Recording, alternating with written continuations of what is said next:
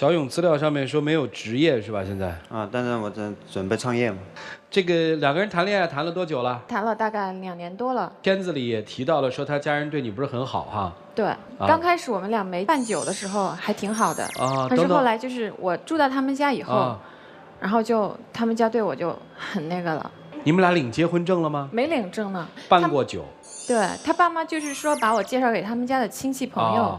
不是办的那种农村的喜酒是吧？没有，我当时候说，要他们家给我一个正式的婚礼，他们就说我现在就是在他们家里面所有的亲戚朋友认识一下而已。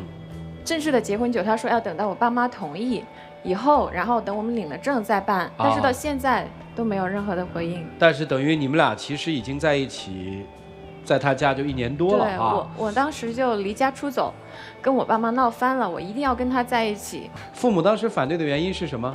我们俩大概在一起半年以后嘛，商量订婚。商量订婚的时候，他们家说给8万块钱的彩礼，但是到真正订婚的那一天就成了18800。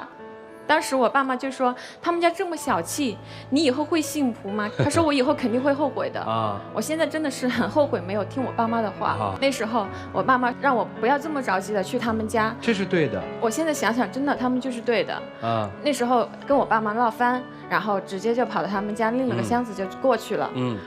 到他们家以后，然后他爸妈刚开始对我还挺好的，然后后来就是住在他们家，慢慢的就总是说我这也不会做，那也不会做，然后所有的家务活全部都安排给我来做，然后我做完之后还在外面跟他们家所有的邻居亲戚啊都说我不懂事，因为我们那里的习俗它就是这样子的啦。你总是这样说，你们那边的习俗是这样子的，我在他们家就是一个免费的保姆，还是倒贴工资的那种。那时候我去他们家那边上班，我就想用这18000多块钱的彩礼钱买一辆2手车，然后因为每天上下班要1个多小时嘛，他爸妈就是死活都不愿意把那个钱给我，说他们家这里紧张，那个小店子要钱，这里要用钱，没有钱。然后后来有一天，他们家表弟盖房子，他爸妈一下就拿出了10万出来了，还把我交给他们家的那个工资卡里面的钱3万多块钱全部都取出来一并给了他，也没有经过我的同意，也没有问过我愿不愿意把这个钱借给他，就直接拿过去了。那我不是把你们当成我的家人了吗？然后那个钱的话，他借过去，他又不是不会还。那当初为什么我要用这钱去买一辆2手车的时候，你就不愿意呢？那2手车没必要买了，我不是答应给你买辆新车吗？新车我看到了吗？我有吗？你妈把那18000多块钱都拿回去了，然后我找你爸妈要这3万块钱，别的我也不多要，我就是说把我交给你们家这3万多块钱我要回来，现在我要回来。不是你交的家里这是什么钱？就是我辞了工作，去他们家那边找了工作，然后找了工作大概1、2个月吧。他就跟我说，他们那边全都是男方管钱，让我把工资卡全部交给他们，以后要用的话再从他那里拿。那确实也是这样子啊，我妈妈的钱也是给我爸爸管了。这是你们那的习俗吗？对呀。你骗谁呢？对啊，我在那边生活了这么多年，我怎么不知道？我们家离他们家也不远，我们家怎么就不是这个习俗？那不是你非要跑吗？怪谁呢？对不对呀？接着说。还有什么事儿？把钱交给他们家以后，我从此以后就没有用钱的地方了，1分钱也拿不到。那次我跟我同事去逛街，我想买个200多块钱的护肤品嘛，因为我去他们家以后基本上没怎么保养，脸上都起皮了，我就说买一个好一点的。回家跟他说，我说我要200多块钱去买个化妆品，你知道他怎么说的？你这皮肤要用200多块钱的吗？超市里面10块钱就可以了。反正就是啊，我妈妈他们也就用10多块钱的，200多块钱的，那不是浪费吗？你们俩谈恋爱的时候他就这么抠吗？谈恋爱的时候还没有这样呢，那时候还挺好的就去他们家以后就变成这个样子了。好，接着说。还有一次，我跟我同事逛街，然后饿了嘛，买了那种小蛋糕，然后还有一些就剩了带回去给他和他爸妈吃嘛。然后为了这个事情，他妈把我说了1个月，说我浪费败家。然后跟所有的人都说了，你就买了这么小一个蛋糕要10几块钱，那他们这种爱捡捡的，那肯定会说了啦。我又不是天天买，我只是偶尔就买那么一次。为了这个事情，他妈以后还让我天天回家，按时给他们家做饭，然后也不让我出去跟朋友聚会啊、去玩啊、去逛街什么的。我看这些事儿应该是1年多生活长期积累的哈。现在让你下定决心说我不跟他过了，叫分手的原因是什么？就是他们家表弟盖房子，从我这把工资卡拿了3万多块钱嘛，我就跑过去跟他爸妈理论，要把这3万多块钱拿回来。他结果一耳光就打过来了，凭什么打我呀？我在你们家为奴为婢的。那个事情我不是跟你道歉了吗？再说了，你跟我妈是什么态度了？我对你妈妈态度还不好吗？我以前也是把她当婆婆一样的孝敬，但是她是怎么对我的？我生病了，在床上躺着，你妈妈一把就把我的被子掀了，把我叫起来，一定要我做了饭再去睡。那个只是个误会啊！再说了，我妈妈他们就是有点什么小毛小病的啊，他们也没有什么，还是跟正常一样的啦。再说了，我那天干嘛不干呢？每次我累的时候，想让他过来帮点忙，他妈妈马上就把他叫过去了。他说我儿子很宝贝的，这不能干，那个不能干。我也是人家的宝贝女儿，凭什么就让我干呢？你还说你创业这个事情，我一下就想起来了。你创业的那会儿，天天在外面喝酒，然后半夜3更才回来。那不是陪朋友吗？我现在创业的话，那肯定要跟他们打交道啦，喝点酒啊，陪他们去玩一下，吃个饭啊什么的，这很正常的啦。你所做的事情都是正常的。我为了这个事情跟你吵架，你妈妈帮过我吗？你跟你妈妈总是站在同一个战线上来说我，责骂我。他的叙述是事实吗？是。我刚才一直怕这个女生是夸大其词，就是今日之中国还有这样的这个。但是因为本来她来到我们家，我当然是把她当成家人啦。然后在我们那习俗本来就是这样子嘛。以前我妈妈他们也是啊。现在我娶了儿媳妇的话，当然那就不一样了嘛。好，你在乎她吗？在乎。真在乎吗？真在乎。真在乎她，为什么她做家务你不做呢？因为本来家里的习俗它是这样子的嘛。什么家里的习俗？你们家还有什么习俗？我有时候也还要出去忙自己的事情吗？你忙什么事儿啊？你那不是失业吗？是啊，所以我现在我要到外面去到处跑嘛。我跑什么呀？就不是我要创业嘛？当然。你为什么要创业啊？跟朋友打交道，然后要赚钱嘛，要养家嘛。他有问你要过钱吗？他有时候也问嘛，他以前他就有那种乱花钱的习惯嘛。乱花钱，可是他的钱不都交给你们家了吗？他花什么呀？所以说我现在。所以说什么呀？哼，女生，我问一个问题，这次是希望老师们帮你去管教他，还要回去，还是真的要分手？我觉得我当初看上他也是觉得他人好，但是从我到他们家生活的这1年多里，我真的是没有过一天快乐的幸福的日子。我觉得我的整个就是一个悲剧。我现在不想别的，我就想把那3万多块钱拿回来。我真的是不想过了。好，问问他，如果分手的话，3万多块钱还给人家吗？但是我们那里问你呢，别说习俗，分手了，人家在那儿工作的钱都交到你们家了，给人家吗？但是他在我们那里已经办过酒席了，那基本上已经是我家里人了，算是结婚了，对吧？按你的说法，对吧？当地习俗能离婚吗？可以。可以吗？可以。当地习俗离婚的时候分财产吗？分吗？怎么分？那不是一人一半吗？怎么分吗？一人一半吗？一人一半是吧？来，把你挣的钱和他挣的钱加在一起，分给人家，该分多少钱？说个数。说个数吗？你这1年多挣了多少钱啊？7、8万吧。7、8万加他的3万多，那就分人5万块钱嘛，行吧？你们当地习俗可没说不让离婚，而且你自己说的，你那么尊重习俗，我们就按你们当地的习俗办，好吧？其实我也不是看上他的钱。你行了，你闹到这个程度，你都没法用法律来保护自己，只能谈习俗了。你就顺人习俗走呗。其实中国人最好的习俗是什么呀？你没婚嫁的时候你就住人家去了。中国有句老话叫可怜之人必有可恨之处，因为很多时候是我们自己把自己的生活变得很混乱，我们没有想清楚，没有想明白。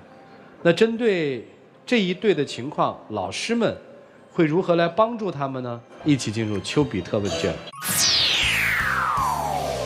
28岁，无业，在整个陈述过程当中呢，一直我妈说把妈挂在嘴边了。在谈恋爱的时候，他是不是特听话？是，那时候他对我特别好。是的。那时候逛街的时候，他还看我穿了高跟鞋去逛街嘛，还特意带我去鞋店买了平底鞋给我，然后还蹲下去帮我穿鞋子。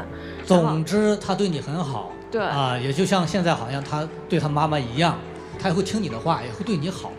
但是，一旦生活在一块儿的时候，那个妈妈出现了，因为有那个妈，他就听那个妈。为什么呢？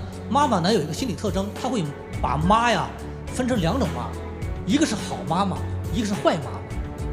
她会无形当中在两个妈妈发生冲突的时候，会把原来那个妈亲妈当成好妈妈，而把你当成坏妈妈。所以这样的话呢，她就把她的脾气通通发泄在你身上。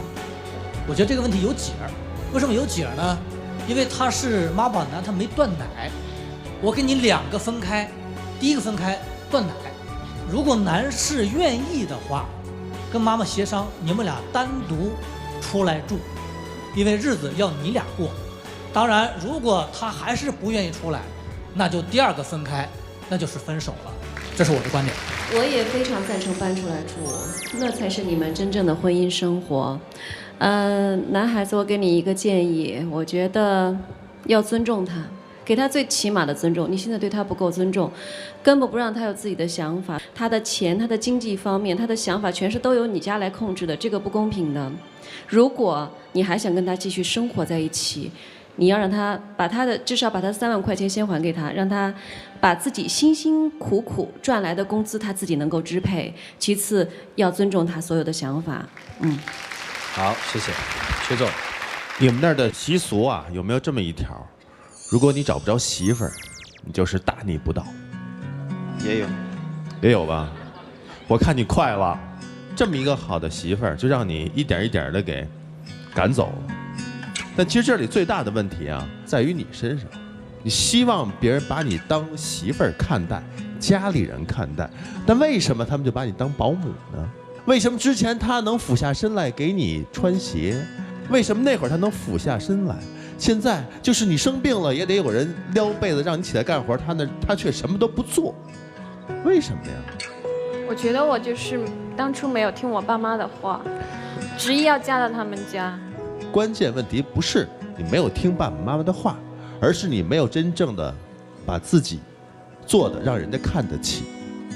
说好的彩礼，对方砍价了，从8万到18800，你认了，哎，对方你的形象一下就从8万到了18800。那个时候我觉得感情这个事情不能靠钱了。我不是说让你一定要8万你才能嫁，而是你的腰没有挺起来。你要问为什么说好的事情变了，得有一个原因吧。一次又一次的不平的待遇，你是有收入的，却支配不了200块钱，你谈什么话语权？你一步一步是在断送自己的尊严，你还想期望他们看得起你？真当家人吗？只是一个家用而已。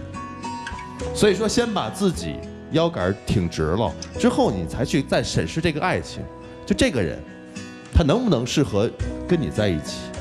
但至少我看不出他对你的爱。既然没有爱，为什么要跟他在一起呢？说分手之前，先把自己该得到的得到，好吗？就这样。平心而论，从外貌和气质上来说，不配；从个人能力上来说，你有工作，他没工作，不配；从爱的奉献上来说，你爱他比他爱你要多得多，不配。那你们俩怎么会走到一块儿呢？是爱情吗？我想不是。我后来想通了，是因为什么？是因为你的父母，你的父母的执意反对和坚决的那种跟你的争吵，促使你更快地走入了火坑。你的父母要检讨了，当然你也要检讨。父母对于孩子的婚姻的干涉，有的时候越干涉，越恰恰是把自己的子女推入火坑。我就不明白，一个没有工作，在家里也不干家务，没有生活能力的人，他怎么可以结婚？还怎么可以找你？你怎么看上他的？就这么一个男人，他居然可以在家里耀武扬威的扇你一个耳光，可以跟你说，就你这脸，你也配擦200块钱的护肤品？他怎么配说出这样的话？我就不明白。你说，即便是家里能挣钱、有本事的男人，在家里也不会这样。就他居然能够说出这样的话，是谁给你在撑这个腰？还是你根本就没脑子？中国有句老话，叫上赶着不是买卖。如果买卖的双方，其中有一方急于成交，就一定要付出代价，要么降价，要么就附赠产品。你不就是这样吗？你急于求成，死乞白赖的要住到人家家去，那你显然就不值钱了嘛。父母一定跟你说过，男方家不重视你，不要嫁过去。如果那个时候父母不跟你吵，不跟你闹，而是平心静气的跟你聊，你也许没有搬得那么快。但是你当时为什么那么认准了就要搬过去？是因为你满心的希望这个平时可以低下来给你穿鞋，看着你脚磨破了心疼的男人，会在家里面一样始终如一的把你当作宝贝。但是你了解他吗？如果你事先就了解他，他在家里面就是个妈宝男的样子，你会嫁给他吗？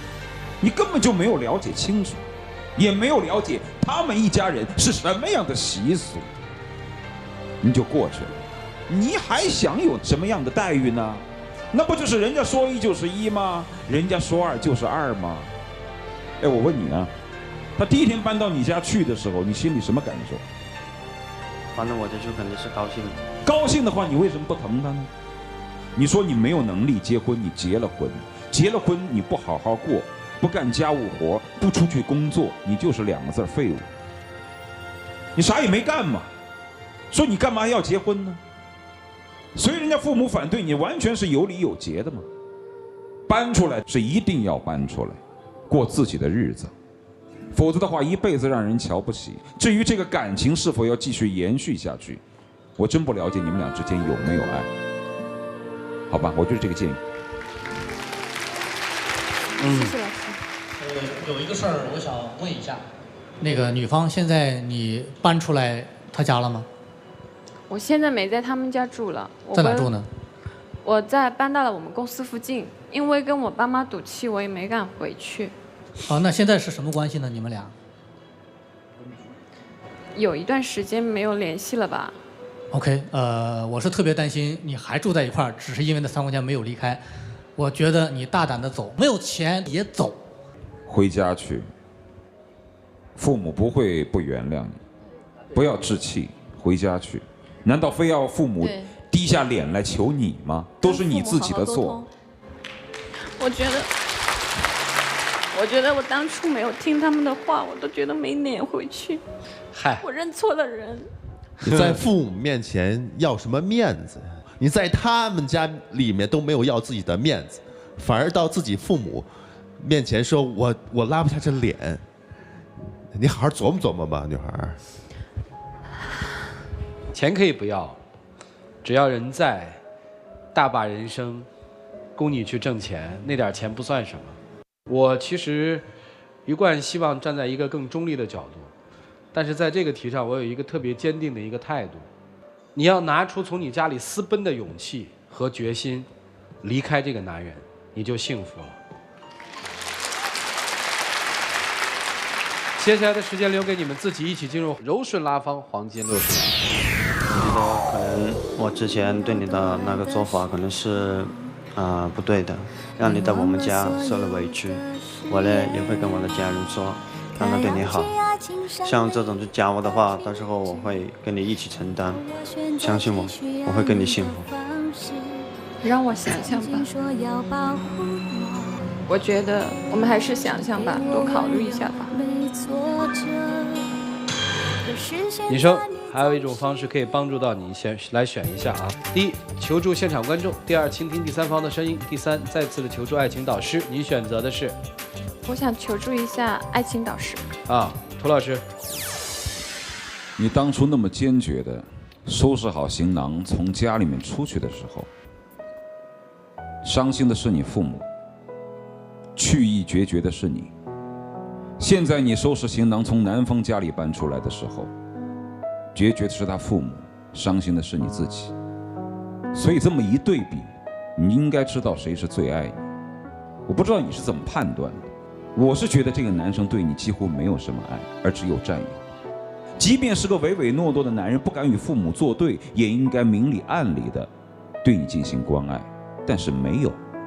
所以这一点东西已经非常清楚，而且尝试着用3万块钱来扣住一个人，这已经是很卑劣的方式。所以说，即便他曾经对你有过心动，但我认为他没有爱的承担。跟这样的男生在一起，父母痛苦，你痛苦，将来他也痛苦。就这样。谢谢，谢谢老师。现场牵手成功的嘉宾将会获得由 Bloom 暴龙眼镜提供的情侣太阳镜。两位换箱子。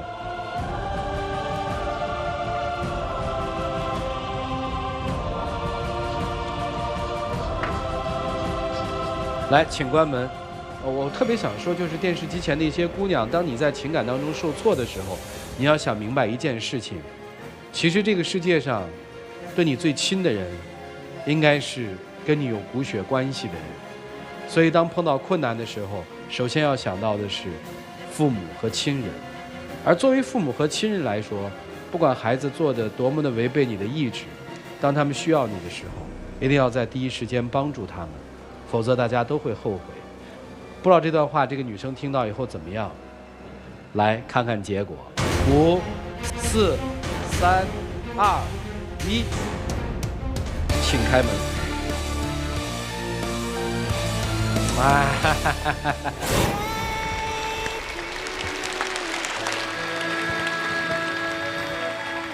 就还是一个问题啊，给人钱吗？我可以把那个钱还给他，然后我就希望，他还是能够留下来。然后呢，我改变我的态度和那个做法，我可能以前是做的不对，还是希望他能留下来。请回吧，谢谢啊。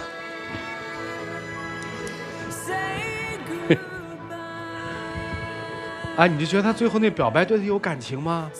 但是你就想，就这么个男人，就有人女人喜欢呢。